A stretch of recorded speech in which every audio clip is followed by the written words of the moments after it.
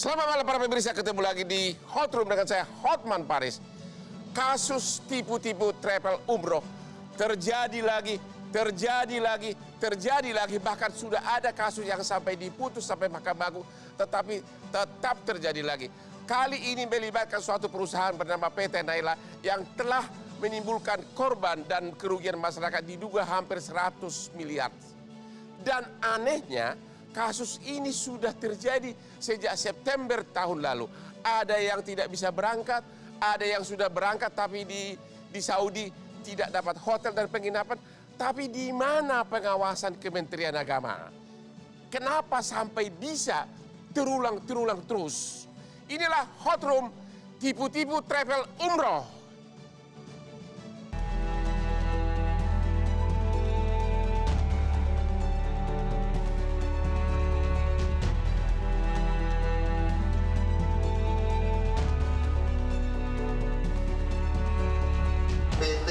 Naila Safa Wisata memiliki 316 cabang di seluruh Indonesia, di mana yang berizin hanya 48. Kemudian yang dijanjikan berangkat tanggal 18 September 2022 untuk kembali tanggal 26 September 2022. Faktanya tidak diberangkatkan pada tanggal 18 dan hasil penyelidikan kami ternyata visanya tidak diurus.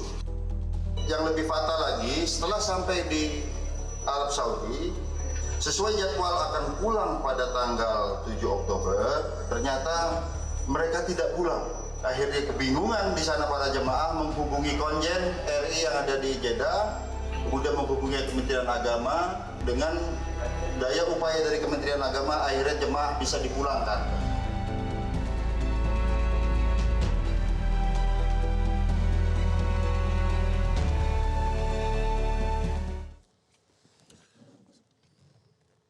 Sebelum kita mulai, kopi ini adalah yang terbaik membuat diskusi saya selalu lancar di Hot Room ini.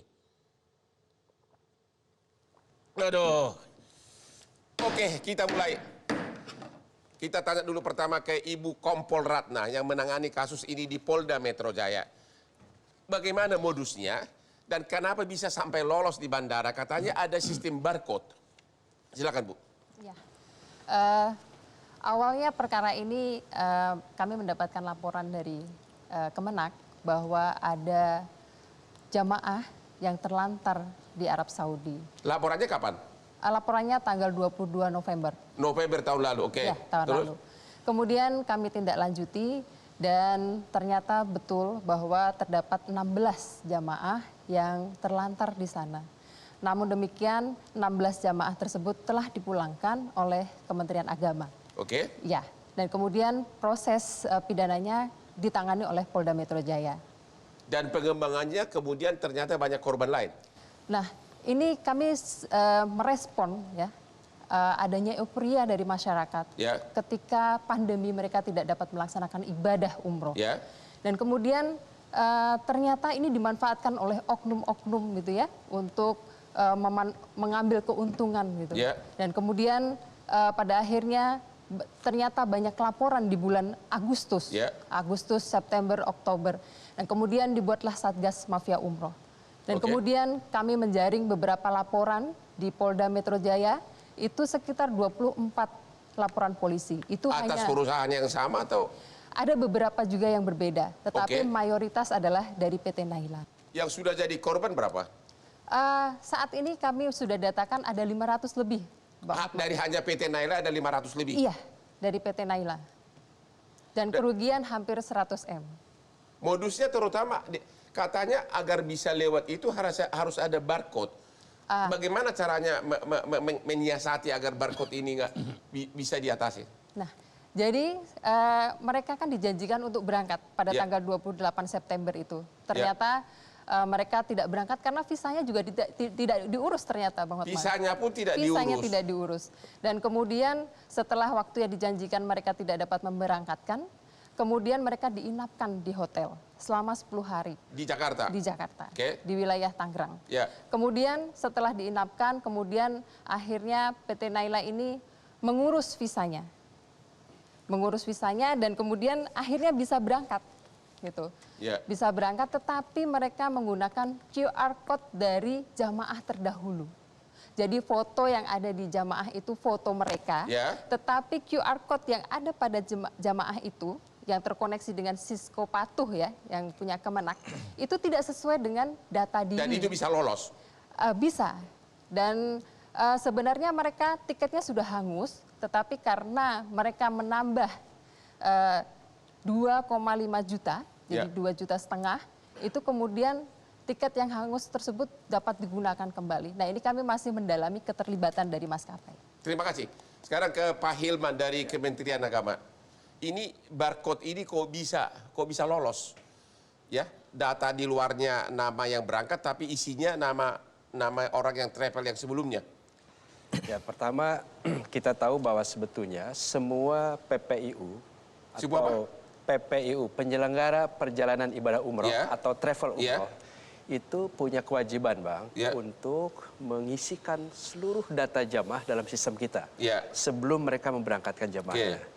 Nah, itu kewajiban mereka. Tetapi ya namanya lembaga usaha, ada yang taat, ada yang rajin. Berarti nama itu dimasukkan dalam barcode. Database kita. Database. Itu melalui data, itu nyambung ke barcode-nya? Ke kita, ya.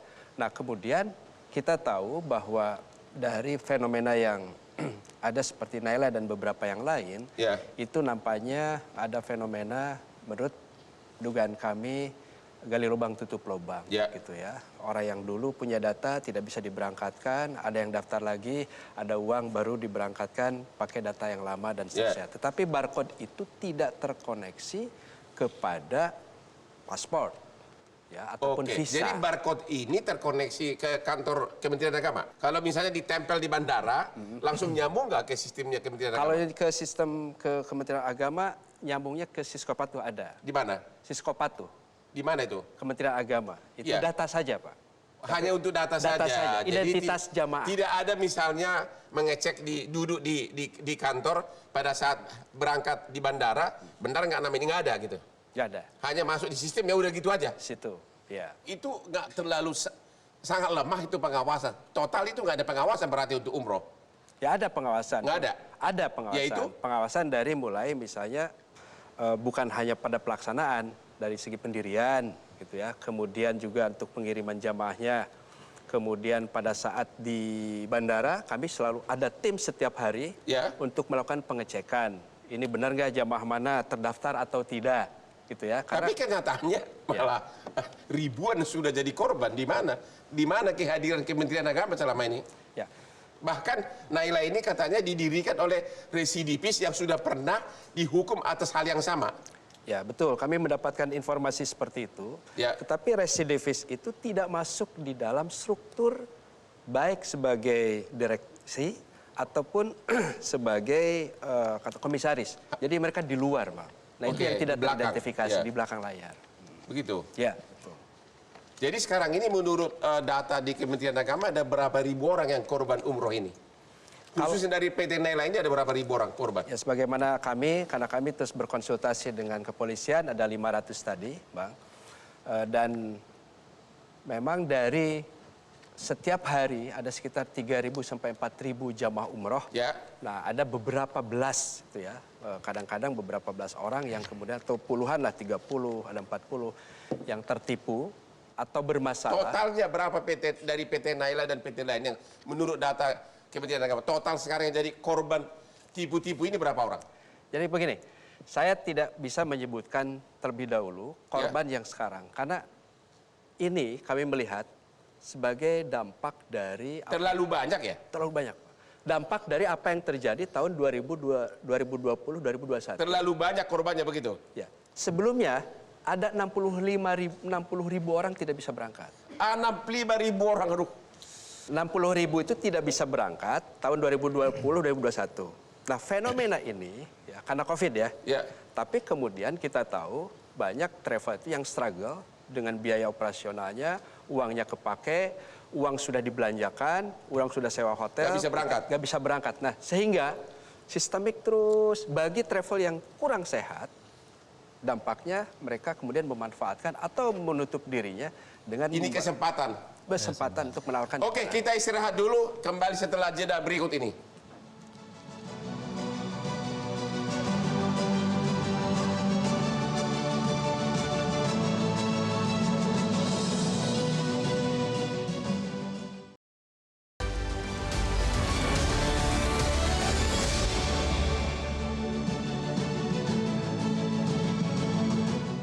Ketemu lagi di Hot Room. Pak Imam, Bapak katanya adalah salah satu pengurus dari PT Naila ini cabang Bekasi. Benar ya? Kok Bapak masih nggak ikut ditahan di Polda Metro Jaya? Itu gimana Pak ceritanya? Ya, karena memang kita sebagai pengurus juga diminta. Jadi saya memang sebelumnya freelance di beberapa travel. Memang banyak jamaah yang saya berangkatkan ke travel manapun. Hanya kebetulan saat 2019 itu ada permintaan, mau nggak jadi cabang dan seterusnya. Jadi ada mirip dengan pimpinan cabang begitu? Iya. Terus? Saya pikir itu naik kelas lah ya. Naik kelas. Naik kelas. Jadi setelah dengan kejadian ini ya artinya cabang ini jadi posisinya korban. Jadi Anda lah yang mencari nasabah? Iya. Langsung duitnya ke pusat? Langsung ke pusat. Langsung ke pusat? Ada. Anda sebagai pimpinan cabang curiga nggak dari segi harga? Sebenarnya kalau waktu bulan itu belum lah, karena 25,5 masih pasaran, masih pasaran lah, masih layak lah. Jamaah yang korban dari cabang Bekasi ada berapa orang? Ada 56. Total kerugian berapa cabang Bekasi? Sekitar 570 juta. Semua uang masuk sudah ke? Sudah masuk ke Naila. Terus yang dialami oleh para jamaahmu apa? Nggak berangkat atau bagaimana? Terlantar di Saudi? Jadi begitu September sudah mulai desas-desus seperti ini dan ada 3 jamaah yang terancam nggak berangkat, saya langsung manuver segera untuk memberangkatkan dengan travel lain. Bahkan yang Januari itu kita majuin semua, November kita berangkat. Yang bayarin siapa? Ya, jadi kerjasamalah antara saya pribadi kemudian dengan travel yang kita. Oh begitu.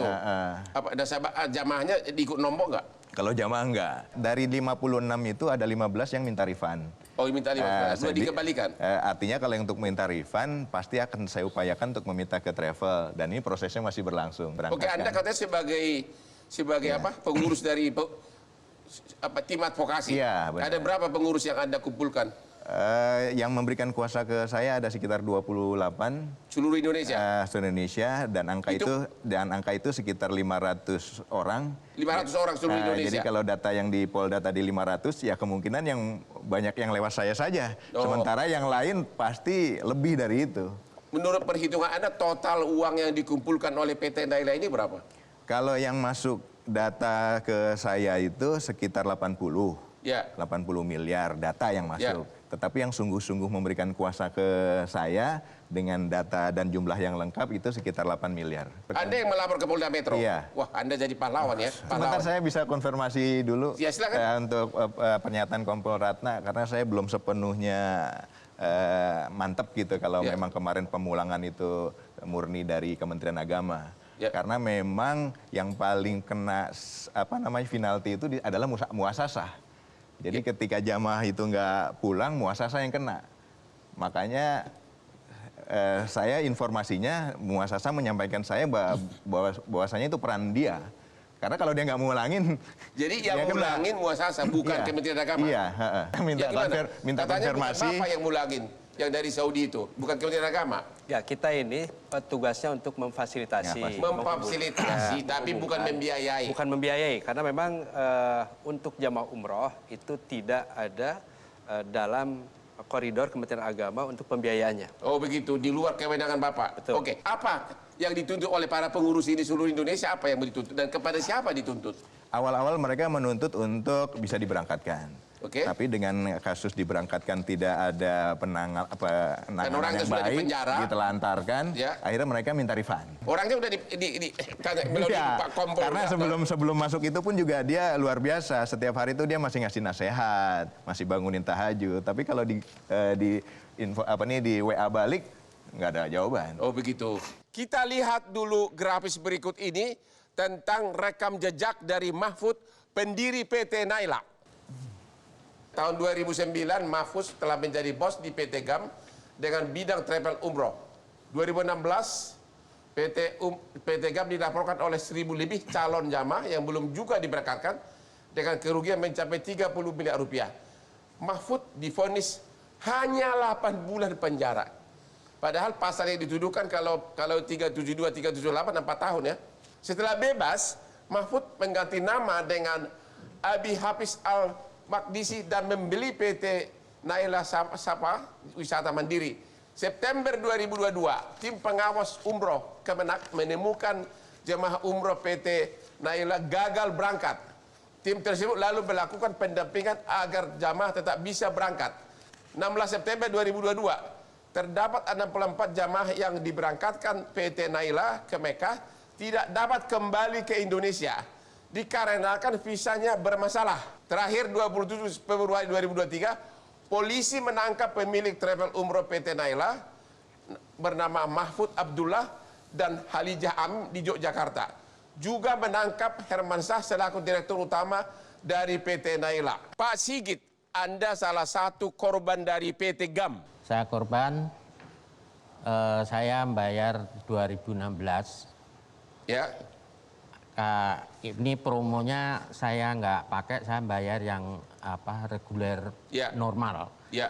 Dengan harapan setelah lunas dalam 1-2 minggu bisa berangkat karena paspor semua sudah siap. Ya.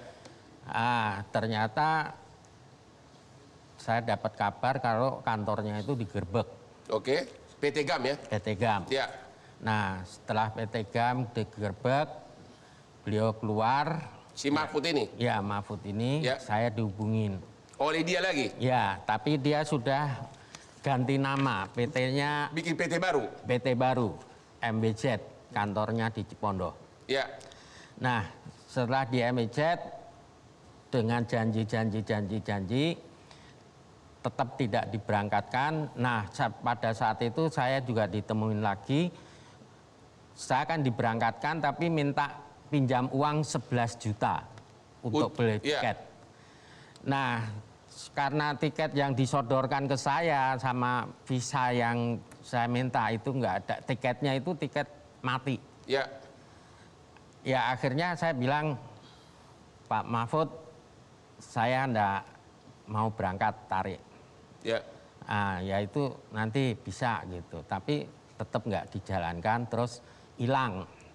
Hilang tapi saya bisa temukan rumahnya yang baru. Rumahnya mewah bukan? Menengah lah, Mas. Oh, menengah. Ya, oke. Mobilnya apa, Pak? Mobilnya Fortuner. Oh, kirain Lamborghini. Ya, oke. Ya. Ya, terus? Saya 4 kali ya ke rumahnya, selalu nggak mau ditemuin. Bapak ke rumahnya untuk menagih uangnya? Ya, menagih uangnya ya kalau enggak ini ya saya terpaksa mau saya tangkap juga. Oh, begitu? Iya. Bapak kok nggak lapor polisi? Oh, lapor, Pak. Di mana? Saya lapor polisi pertamanya di Polres Tangerang. Ya. Di Polres Tangerang karena ada transaksi dari BCA Jakarta Timur. Ya. Saya diminta nanti disidik kembali di Polres Jakarta Timur. Oke. Ya. Terus kelanjutannya gimana? Kelanjutannya ya saya namanya polisi ya saya kira seperti itu. Cuma nanti mohon diperbaiki ya Bu ya. Artinya kasus laporan Bapak tidak berjalan? Ya saya tanya datang 2 bulan, 3 bulan, belum Pak karena orangnya pindah-pindah melulu. Oh begitu, artinya LP Bapak macet lah? Macet. Total kerugian Bapak berapa? 52.500 juta. 52.500.000. Sampai sekarang belum dibayarkan? Belum dibayarkan. Belum dibayarkan? Ya. Oke. Pak Farid, ini apa yang terjadi? Bapak sebagai asosiasi travel ya? Kok bisa ini terjadi? Jadi begini Pak Muhammad, ini menurut saya efek domino. Ya. Jadi karena sekarang peminat umroh kan banyak sekali. Ya. Karena apa murah harganya? Murah harganya. Ya. Jadi di 2019 kita punya data itu 1,1 juta. Ya. Setelah pandemi ya itu meningkat menjadi 1,4 juta orang yang umroh. Ya. Sehingga tidak sebanding dengan izin yang keluar. Nah, emang umroh itu harus ada izin? Harus ada izin. Jadi dari Kementerian Agama. Jadi penyelenggara umroh berdasarkan Undang-Undang Nomor 18 Tahun 2019 harus ada izin PPIU, penyelenggara perjalanan ibadah umroh. Maksudnya izin usahanya? Izin usahanya. Oke. Nah, artinya travel ini sudah terverifikasi. Tapi ini kenapa terjadi penipuan? Nah, memang saya lihat ini anggota kami. Ya. Ya, di 2019 jualnya juga angkanya murah. Saya sudah sampaikan. Ya. Orang jual 23 juta, dia jual 18 juta waktu itu. Ya. Ketika orang jual 28 juta, pas pandemi dia jualan. Ya. Angkanya 23 juta. Padahal keberangkatan umroh waktu itu juga belum mulai. Ya. Masih 1-2 begitu loh. Nah, ini tentunya kalau masyarakat jeli, ini ada efek mereka mengumpulkan dana. Ya, mengumpulkan untuk gali lubang tutup lubang. Untuk gali lubang tutup lubang. Harusnya masyarakat jeli begitu. Harusnya masyarakat jeli karena memang umroh sendiri ini kan berhubungan dengan berbagai macam kementerian. Kalau asosiasi bisa negor nggak kalau ada keanehan gitu? Bisa, Pak. Ditegor nggak sama Bapak? Kita tegur, ya. Biasanya kasus-kasus itu yang tidak naik ke atas kita yang menyelesaikan. Ya, biasanya antar agen penerbangan dengan travel antara hotel. Ada berapa jumlah travel yang Anda tegur yang mencurigakan yang memang terbukti yang bermasalah? Yang bermasalah? Yang bermasalah? Yang bermasalah mungkin sekitar 10-an lah. 10. Total travel semua ada berapa? Total travel izin sampai sekarang itu 2029. 2029? Betul. Seluruh Indonesia? Seluruh Indonesia. Tapi yang menjadi anggota kami sekitar 600-an. Emang tidak wajib? Wajib. Ya. Kalau wajib kenapa? Ada asosiasi lain selain kami. Oh, lagi-lagi selalu lagi-lagi seperti biasa ya. Ya. Oke, kita istirahat dulu deh. Sesudah jeda yang berikut ini.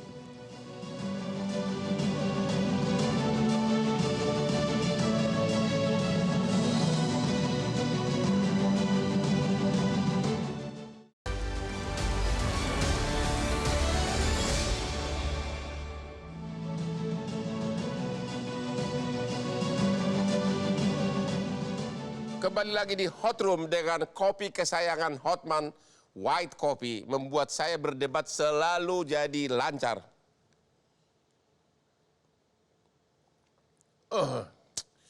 Oke, kita sudah terhubung lewat Zoom dengan beberapa korban berikut ini. Korban dari PT Naila. Halo, selamat malam semuanya. Anda sekarang masuk TV semuanya yang korban ini PT Naila. Selamat malam, Pak. Selamat malam, Pak. Selamat malam, Bu. Yang dari Jambi bisa menceritakan apa yang dialaminya, kerugiannya. Iya, Pak Hotman. Selamat malam semuanya. Ya. Nama saya Ade Sudin. Saya sebenarnya dari Jakarta, Pak Hotman. Ya. Cuma jamaah saya 108 orang itu dari Jambi semuanya. Ya. Nah, dibagi dalam 2 kloter yang akan terbang di bulan September. Ya. Yang pertama tanggal 19 September itu ada 24 orang. Sudah terbang dari Jambi mereka semua, sudah standby sama saya di Bandara Jakarta. Bagasi sudah berbaris semua di check-in counter. Take off-nya direncanakan itu jam 6 sore. Tapi sampai jam 5 sore saya tungguin, visanya nggak keluar, Pak Hotman. Tiketnya ada? Tiketnya ada, sudah saya pegang tiketnya, tapi visanya belum saya pegang. Saya tungguin semua orang-orang yang bertugas dari Naila, ternyata nggak ada yang muncul sama sekali di bandara. Dan tiba-tiba WhatsApp ke saya bahwa Pak Ade mohon maaf visanya ternyata tidak keluar. Saya lemes semua langsung jamaah. Akhirnya tidak berangkat, gagal berangkat. Gagal berangkat, tertunda, akhirnya nginep lah di hotel. Dan ternyata Naila juga nggak bayar ke hotelnya, kurang lebih 300 juta lah total tagihan jamaah. Terus akhirnya berangkat nggak? Akhirnya berangkat nggak? Akhirnya tanggal 19 September gagal berangkat, tanggal 22 September visanya baru keluar. Tapi begitu tiba di sana, hotelnya tidak dibayar, tidak ada yang jemput jamaahnya, lalu kemudian hotelnya tidak ada, konsumsinya juga tidak ada sama sekali semuanya. Jadi nginap di mana kalian? Nginap di mana kalian? Nginepnya akhirnya saya udah punya kenalan hotel di sana, nginepnya di beberapa hotel yang bintang 3. Di sana saya minta bantuan sama kawan untuk coba dibantuin jamaah ini. Nah, lalu yang kloter kedua, tiketnya juga sudah ada, ya. Ternyata adanya itu baru sebagian, yang saya nggak hanya 38 orang. Visanya juga belum keluar, yang seharusnya direncanakan berangkat tanggal 27 September. Ya. Ya. Ternyata begitu di bandara mau dikeluarin boarding pass-nya hanya keluar 38 tiket. 38 orangnya terbanglah ke sana. Ada dijemput di sana. Ada hotelnya di sana. Saya pikir sudah aman. Ternyata setelah 3 hari diusir mereka dari hotel karena hotelnya belum dibayar. Diusir dari hotel karena belum bayar. Oke, jadi total korban dan berapa kerugiannya? Total kerugiannya saya itu kurang lebih 900 jutaan lebih, Pak Ahmad. 900 jutaan lebih. Ya, nah itu akhirnya kami menuntut pada waktu itu lewat pengacara kami. Lalu kemudian kami menuntut Naila Safa untuk kurang lebih 700 jutaan untuk jamaah saya yang memberangkatkan lagi sisanya dan yang ditelantarkan di sana. Kami dapat mengembalikan uang akhirnya 500 jutaan, tapi saya masih rugi kurang lebih 200 jutaan dari 108 orang itu. Kalau saya tidak menuntut lewat pengacara, kerugian saya mungkin lebih dari 2M. Kalau saya tidak menuntut pengacara. Pak. Terima kasih Pak. Korban dari Jambi ya, korban dari Jambi. Ya. Terima kasih semua para korban. Saya mau tanya sekarang kepada Pak Hilman. Keluhan dari Pak Imam itu tadi katanya sebelumnya sudah banyak keluhan, tapi kenapa Kementerian Agama kok sangat lambat bergerak? Dan untuk ke depannya bagaimana? Ya, jadi kami itu kan ada tim yang memang khusus menangani masalah-masalah umroh ini. Ya. Dan rata-rata Bang, itu jamaah mintanya dua. Satu, uangnya dikembalikan. Ya. Atau diberangkatkan. Oke. Dan rata-rata pengennya diberangkatkan. Ya. Nah, inilah yang kemudian kita persuasif, ada juga peringatan bahwa tolong ini jamaah harus diberangkatkan. Kami kasih waktu. Ini jamaah masih menunggu. Jadi sebetulnya dilemanya di situ. Pak Farid dari asosiasi mengatakan ada 2.000 lebih ya travel ya.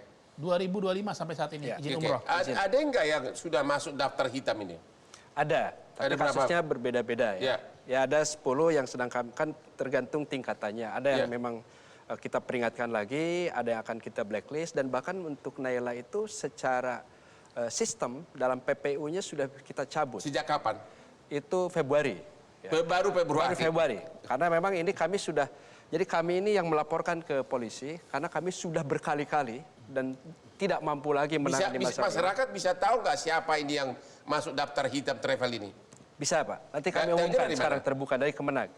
Kalau kemarin kan memang belum masuk yang daftar hitam itu belum kita umumkan. Belum diumumkan. Ya, karena kami masih minta untuk travel-travel tersebut agar bisa memfasilitasi jamaah ada yang berangkat. Tapi gampang ada banget juga. Pak. Betul. Orang yang sudah blacklist tinggal pakai pegawainya bentuk PT baru selesai. Susah betul. itu nyatanya. Saya mau tanya dulu Pak Ibu Kompol Ratna.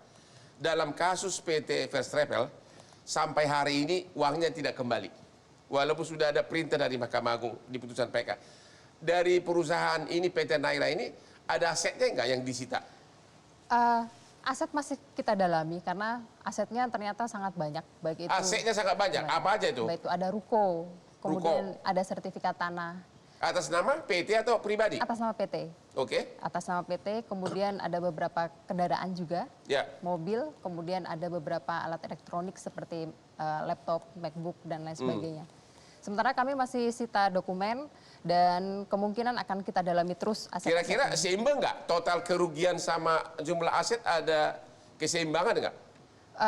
Saat ini masih kita datakan terus Bang Hotman, karena kemungkinan juga mungkin di atas namakan saudaranya. Jadi kita Oke. masih periksa aliran dananya. Perkiraan Ibu bakal bisa kembali nggak ini uang para jamaah? Itu tergantung nanti ya. Putusan pengadilan? Terapkan dengan Undang-Undang TPPU, Ya. mudah-mudahan saja bisa kembali uang. Begitu ya, jamaah. mudah-mudahan ya. Saya mau tanya Pak Farid.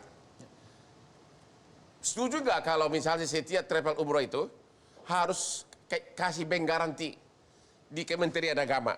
Setiap perusahaan travel ini kasih uang jaminan yang disimpan oleh Kementerian Agama bagaimana? Setuju. Itu lebih Ini terjamin. menunjukkan kualitas memang perusahaannya memang perusahaan yang punya modal dan bertanggung jawab. Sehingga nanti kalau ada jamaahnya yang terlantar, tinggal Kementerian Agama pakai uang ini. Betul. Kenapa selama ini nggak kepikirkan itu Pak? Sudah Pak. begitu banyak korban.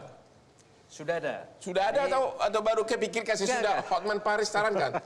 Sudah ada, tapi memang jumlahnya kecil. Ya. Jadi sejak saya masuk dalam tahun 2021, Ya.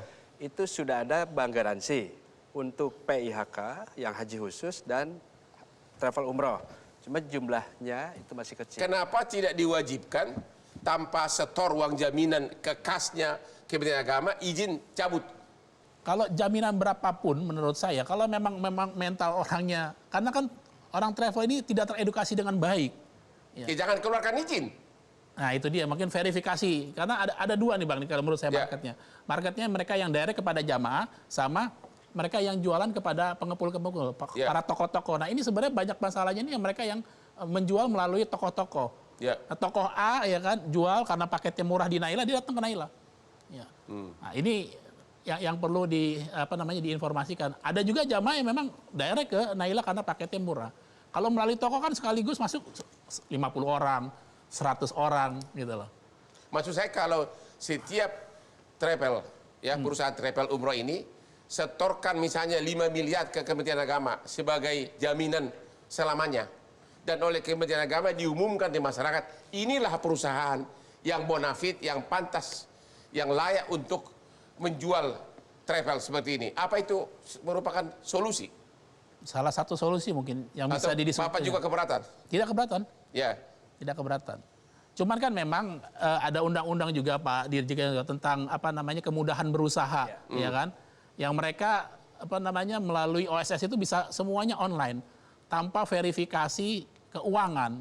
Sedangkan yang dikelola adalah uang masyarakat atau dibikin klasifikasi. Ya. Dibikin klasifikasi. Gimana Pak? Setuju? Ya, saya setuju sekali. Dan dalam diskusi kami terakhir ini, karena dulu itu ada relaksasi karena COVID, Pak Hotman. Jadi ada relaksasi sehingga kemudian uang jaminan itu karena operasional dari travel itu dalam 2 tahun nggak bisa berangkatkan siapa-siapa, diambil. Ada relaksasi. Jadi dan 2 itu tahun mau diterapkan lagi?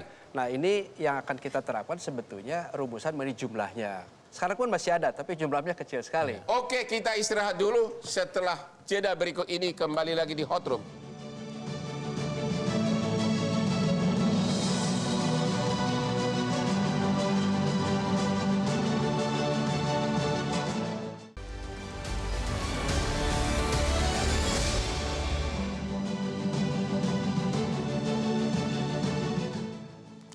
Ketemu lagi di Hot Room. Berikut ini kita akan berbicara lagi dengan para korban jamaah umroh ini. Cuma mohon maaf kami tidak bisa berbicara satu persatu, kami hanya bisa membacakan chatnya. Ini dari Haji Norbas dari cabang Kalimantan Selatan. Kerugian sekitar 300 juta. Harapan saya semoga uang saya kembali dan tersangka dihukum seberat-beratnya. Dari Neneng Sumedang, kerugian kami 76.900.000. Lilik Herawati, punya jamaah 6, sudah berangkat 1, DP belum. Saya Saddam Hussein dari Lampung, jamaah saya ada 3 orang, sudah lunas semua, 90 orang. Kembalikan uang jamaah. Saya Yuli dari Tangerang, kerugian saya 92.700.000, sudah lunas semua. Saya ingin kembalikan uang saya. Ajizah, kerugian 604 juta, udah gede banget, dari Lamongan. Kemudian Sapruddin Banjarmasin Kalimantan Selatan. Kerugian jamaah 1,8 miliar tuh. Gede banget ini Pak. Gimana ini Pak Hilman? Kementerian Agama ini para jamaah ini ingin mendengar dari Bapak, ini duitnya bisa kembali nggak? Contoh kasus PT First Travel. Di mana dalam putusan PK Mahkamah Agung sudah perintahkan agar aset yang disita dijual dan dikembalikan kepada para jamaah. Pertanyaannya, uangnya sudah kembali belum? Belum, PT First Travel? Belum. Yang sudah putus PK Mahkamah Agung aja tidak kembali, apalagi ini baru mulai. Makanya jamaah itu harapannya bisa berangkat atau uang kembali. Kasusnya sudah akut seperti Naila Syafa ya. Akutnya pun kan hanya 2 tahun dia. 2 tahun itu menjadi akut, ya memang agak berat Pak untuk jadi bisa kembali lagi. Dari Kementerian Agama mengatakan, ya udah para jamaah pasrah aja begitu? Ya, sudah berat untuk kembali uangnya. Berat untuk kembali uang dan Kementerian Agama pun tidak mempunyai dana untuk itu? Tidak ada. Tidak ada. Jadi kami melakukan pengawasan dan juga edukasi pada masyarakat. Dan kami sudah mengeluarkan sebetulnya dengan kesepakatan asosiasi bahwa ada harga referensi. Kalau ada travel ya, menawarkan kurang dari 26 berarti juta. Ada kecurigaan gitu? Sudah ada Pak. Dan itu sudah buat keputusan. Pak Iman, gimana harapan Anda sekarang ini? Ya hari ke hari harapan mereka ya hanya itu. Harapannya mereka biar bisa kembali. Anda lihat PT First Travel udah putus Mahkamah Agung pun kata Kementerian Agama uangnya belum kembali 1 sen pun. Makanya kalau memang hanya bisa seperti itu, pemerintah ya mestinya ya saya pun bisa jadi pemerintah gitu kan ya. Artinya justru kehebatan beliau itu diuji di sini kalau bisa. Siapa? Mau kementerian, mau kepolisian karena mereka Mission impossible gitu ya? Iya, melindungi segenap bangsa Indonesia ya. Saran Bapak gimana? Masukannya apa agar memperbaiki morak-marik tidak ada saran nggak? Ya pasti tadi yang agar jangan terulang lagi. Yang untuk Kemenak pengawasan itu bukan hanya sekedar lift saja, tetapi memang harus ada akreditasi dan itu diumumkan sedemikian rupa sehingga masyarakat itu benar-benar bisa membaca. Gitu. Mereka harus bayar kemana dan seterusnya. Kemudian dari kepolisian juga nggak perlu nunggu miliaran lah, ada orang kerugian 100.000 pun juga harusnya diproses lah gitu. Ya, nunggu lama sampai ratusan juga baru udah. Sudah viral baru gitu. Udah, iya itu dia. Oke, no viral no case. No case. Pak Sigit, apa saran dari Bapak memperbaiki Anda sebagai korban nih? Dari Depak itu tolong paling tidak sampai ke perwakilan departemen kecamatan itu diberitahu atau enggak bisa lapor juga ke kecamatan.